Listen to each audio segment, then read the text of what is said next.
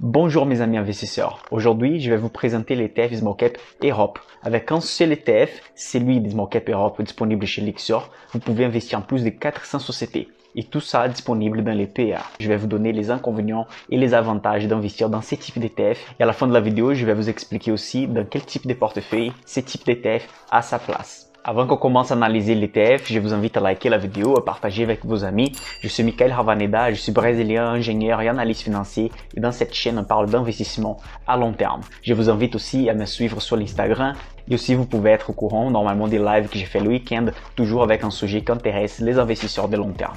Donc l'ETF dont je parle, c'est un ETF des Lixor. C'est l'ETF Lixor MSCI et MU Small Cap avec des dividendes distribués. Donc la part de cet ETF actuellement coûte 352 €. La performance depuis le début de l'année c'est de 12,77%. Il a une liquidité importante de 251 millions d'euros et les frais annuels c'est des 0,40% par an. C'est que c'est un niveau des frais bien acceptable. Comme vous savez, tous les ETF vont suivre un indice de référence. Comme par exemple un ETF SP500, il va suivre l'indice de référence de SP500. Dans ces cas-là, on est dans un marché plus spécifique des small caps européennes. Du coup, je vais vous expliquer comment c'est fait ces paniers d'actions avec les informations de l'indice de référence. Donc maintenant, je vais vous montrer une image du site officiel des MSCI où il explique comment il est formé ces paniers d'actions. Dans cette image, vous pouvez voir qu'en fait, cet indice, il va investir sur 10 pays développés du marché européen. Il va avoir plus ou moins 437 sociétés. Bien sûr, au fur et à mesure de l'année, cette quantité de sociétés dans les portefeuilles peut changer. Et en fait, il va investir sur plus de 14% des actions disponibles dans les marchés européens. Donc ensuite, je vais vous montrer la rentabilité historique de cet ETF. Dans ces graphiques, vous pouvez voir que depuis les années 2010 jusqu'à 2020, la hausse est d'environ 205%. Donc une rentabilité moyenne de 10% par an. Si on va plus loin dans notre analyse, vous pouvez voir cette tableur disponible dans les sites des MSCI. Depuis 2007, si on regarde la rentabilité annualisée, vous pouvez voir que pendant la crise de 2008, la chute c'était de 52% pour cet ETF. Ensuite, on a eu une hausse de 57%. Ensuite, avec la crise qui a commencé en Europe entre 2010 et 2011, cet ETF a chuté 25%. Ensuite, on a eu la majorité des années en hausse, comme vous pouvez voir en 2013, une hausse de 40%. Ensuite, en 2017, une autre hausse importante de 42% et une chute de 20% en 2018 où les marchés européens des small caps a souffert et les grandes capitalisations ont battu les small caps cette année-là. Ensuite, 2019 avec 26% et 2020 avec 15,54%. Plus intéressant que regarder la rentabilité des 1 par 1, c'est analyser en fait des périodes glissées. Donc on va analyser la rentabilité dans une période de 5 ans, 10 ans et depuis les années 2000. Du coup, dans cette image, vous pouvez voir que la rentabilité des 5 dernières années, c'était de 12,23% par an. Et les 10 dernières années, c'était de 8,36% par an. Si on prend la rentabilité depuis les années 2000 jusqu'à 2020, on a que la rentabilité annualisée moyenne, c'est de 9,73% par an. C'est que c'est une rentabilité pas négligeable, c'est qu'arrive à même battre l'indice de référence SP500 aux États-Unis. Bien sûr, les small caps à long terme, elles ont une rentabilité normalement plus élevée, rentabilité annualisée, mais aussi la volatilité, c'est beaucoup plus élevé. On va parler de ça dans les avantages et inconvénients à la fin de la vidéo. Vous pouvez voir dans cette image plus à droite que vous avez les niveaux de dividend yield, que c'est les niveaux de rendement des dividendes de cet ETF, qui c'est d'environ 1,80% par an. Et maintenant, les PR, que c'est le Price Earnings Ratio, c'est le ratio de l'analyse fondamentale en termes de valorisation, c'est 46. Ça semble très élevé pour les small caps, mais il ne faut pas oublier que les niveaux de valorisation des small caps niveau monde, c'est environ des 60 actuellement, et aux États-Unis, c'est des 56. Du coup, si on prend les small caps européennes, elles sont sous-valorisées par rapport aux marchés mondiaux. Comme vous savez, les ETF ils ont des règles dynamiques. Ça veut dire par exemple que nos sociétés small cap elle commence à grandir, elle va sortir de l'indice de référence, ou si une société small cap elle va en fait perdre de la valeur, va devenir un micro cap, ou si elle va sortir de l'indice de référence. Et aussi ils utilisent des autres ratios de l'analyse fondamentale pour faire en fait l'équilibre, pour actualiser toujours ces portefeuilles. Dans l'image suivante, je vais vous montrer en fait que les turnover, donc les taux de changement des sociétés dans ces portefeuilles, c'est d'environ 22%. Ça veut dire qu'un cinquième des sociétés à chaque année qui sont dans les portefeuilles, elles sont échangées par des autres sociétés. Donc c'est assez dynamique. Dans cette même image, vous pouvez voir les niveaux de volatilité, c'est les standard deviation en anglais, et la volatilité c'est d'environ 20,34% sur une période de 10 ans. Ça veut dire qu'à chaque année, la tendance de cet ETF c'est de bouger 20%, que ce soit à la baisse, que ce soit à la hausse. Comme vous avez vu, pendant les chutes, cet ETF a la tendance de bien chuter, mais pendant les hausses, c'est pareil, elle va exploser, environ des rentabilités de 35 à 40% peut être attendu aussi. Du coup, c'est un ETF bien volatile. Ensuite, je vais vous montrer une image qui est aussi dans les les sites des MSCI avec la constitution de ces portefeuilles en termes de taille et en termes de nombre de sociétés. Donc vous pouvez voir qu'il a à ce moment 437 sociétés dans ses portefeuilles d'actions et la moyenne de la taille des sociétés dans ces portefeuilles c'est de 1 milliard et 400 millions d'euros. Du coup, ce sont des small mid caps. La société qui a la capitalisation la plus élevée c'est presque 8 milliards d'euros et la plus petite elle a 137 millions d'euros. Du coup, c'est bien un portefeuille spécialisé sur les small caps européennes. Si on jette un œil sur les top 10 sociétés présentes dans cet ETF, il y a une seule société française dedans, c'est Euronext. Une belle société qui a presque le monopole de toute la bourse européenne. Vous allez trouver aussi beaucoup de sociétés de Pays-Bas. À mon avis, les Pays-Bas, c'est un peu négligé, mais c'est un pays très important en termes des niveaux industriels, de qualité de vie et de développement. C'est tout un petit pays avec plein de puissance. Si vous analysez en fait l'indice de référence de Pays-Bas, il a une tendance de surperformer les CAC 40 depuis des décennies. La société qui va peser plus dans cet ETF, elle a un poids de 1,29%, ce qui montre en fait qu'il est bien diversifié, il ne va pas en fait surpondérer quelques les sociétés dans les portefeuilles. Du coup, comme il y a 437 sociétés, bien sûr, la majorité des sociétés vont peser 0,0 quelque chose dans l'ETF, donc bien diversifié. Maintenant, je vais vous montrer les graphiques des répartitions sectorielles de cet ETF. C'est que cet ETF est différent par rapport à un small cap américain, par exemple. C'est qu'en fait, l'industrie, elle va peser plus que la technologie. Dans ces cas, vous pouvez voir que l'industrie va peser 25%, les finances 15%, l'information et technologie 10%, et ensuite on a l'immobilier avec 10% et la consommation avec 10% aussi.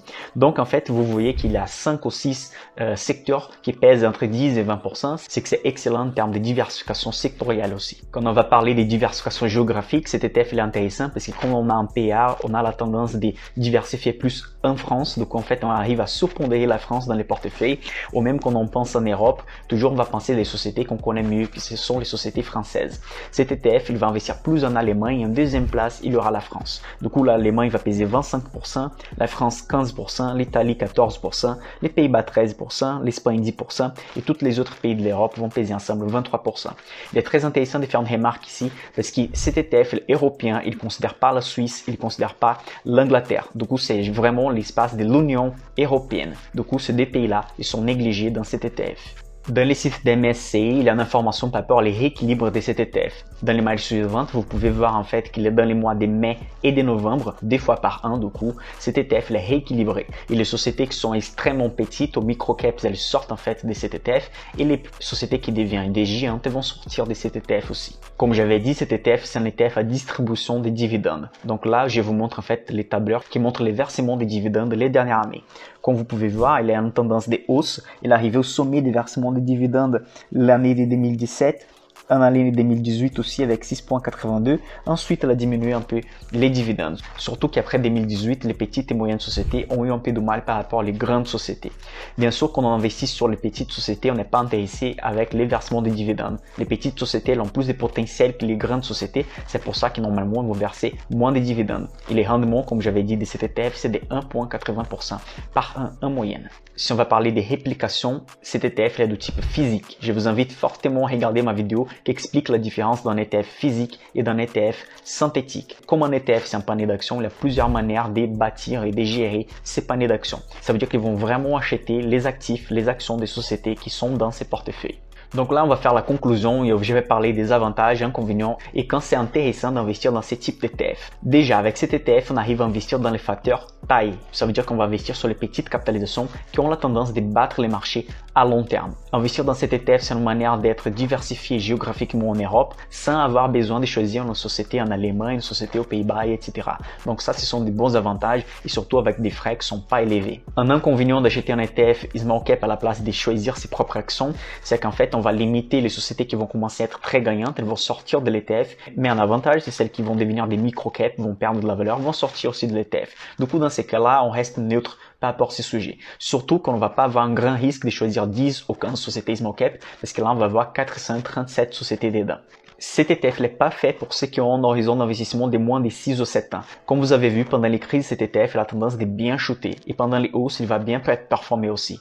Si vous n'avez pas au moins 6 ans pour profiter de la rentabilité moyenne de long terme, cet ETF il peut être très dangereux car il y a des années qu'il y a des grandes chutes.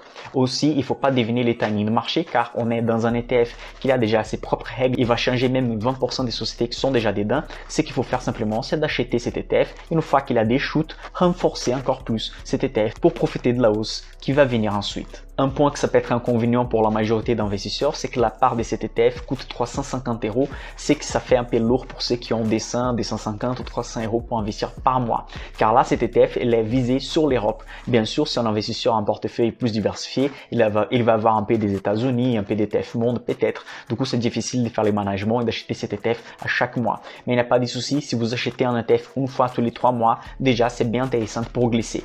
Une fois tous les 5 mois ou 6 mois, ça commence déjà à gêner un peu par rapport à la rentabilité, les timings va peser un peu déjà, mais il n'y a pas de souci si vous pouvez investir une fois tous les 3 mois ou même tous les 4 mois sur ce type d'ETF. Du coup, cet ETF est intéressant dans quelle stratégie? Cet ETF est intéressant pour ceux qui ont un horizon d'investissement de très long terme, donc au moins 6 ans, qui n'ont pas perdu la volatilité, car vous avez vu, cet ETF, il peut bien chuter, mais aussi il peut bien monter à court terme. Du coup, à long terme, il faut atteindre la rentabilité qu'il possède entre 9 et 11% par an.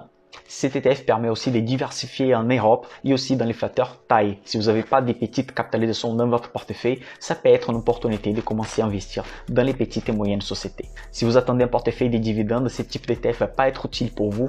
Et si vous arrivez en fait à la fin de votre horizon d'investissement, à la retraite ou à la date que vous souhaitez profiter de vos rendements en bourse, ça peut être compliqué d'investir beaucoup de poids sur ce type d'ETF. Du coup, il faut bien penser à ne pas surpondérer si vous arrivez à la fin de votre horizon d'investissement. Mais si vous avez 10 ans, 15 ans, 20 ans devant vous, vous pouvez mettre jusqu'à 25% de portefeuille sur des small caps si vous êtes un type d'investisseur qui n'a pas une grande aversion au risque. Si vous êtes plutôt conservateur, juste diversifier en Europe avec des small caps avec 5, 10 ou 15%, ça semble intéressant déjà. Il ne faut pas oublier que j'ai déjà fait de l'analyse de beaucoup d'ETF dans cette chaîne. Ce que je souhaite faire, c'est d'analyser la majorité des ETF qui sont intéressants d'avoir en Europe, mais c'est très individuel l'envie d'avoir un certain ETF ou pas. Simplement parce que par exemple l'ETF Asie, il y a certains investisseurs qui ils n'ont pas envie d'investir en Chine par exemple, et certains investisseurs souhaitent pas par exemple surpondérer les États-Unis dans les portefeuilles. La même chose pour l'ETF Small Cap Europe. Beaucoup d'investisseurs croient pas en Europe. Là, ça devient en fait un choix très personnel. Mon objectif, c'est juste de vous montrer les données techniques de cet ETF, les avantages et les inconvénients. Du coup, prenez la décision par soi-même. Donc, j'espère que cette vidéo soit utile pour vous. Likez la vidéo, partagez avec vos amis, laissez un commentaire ci-dessous, je vais savoir ce que vous pensez de cet ETF. Pour aujourd'hui, c'est tout. Je suis Michael Havanida et on se voit à la prochaine.